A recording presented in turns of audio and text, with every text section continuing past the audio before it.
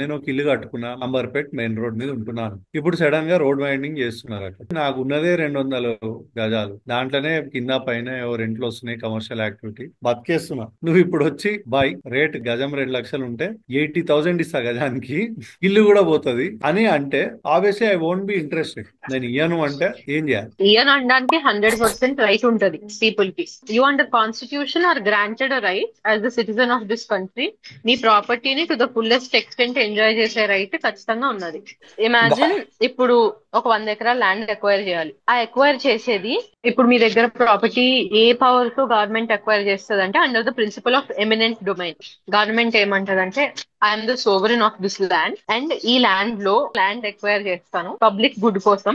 అదే private and public entity ఇద్దరూ కలిపి ఒక ప్రాజెక్ట్ డెవలప్ చేస్తున్నారంటే 70% ఆఫ్ పీపుల్ ఎవరైతే ల్యాండ్స్ ఇస్తున్నారో వాళ్ళు ఎస్ చెప్పాలి. If you are smart, if you go to court and get a stay order, I seen road అంతా బిల్డ్ చేశారు కానీ మధ్యలో ఒక బిల్డింగ్ ఇలా నించొని ఉంటది. When they go to the court of law and the court gives an injunction, ఇది ఇప్పుడు కొట్టకూడదు లేదా ఒక stay, then there is nothing you can do. So there are multiple grounds on which I can go to the court, I can question.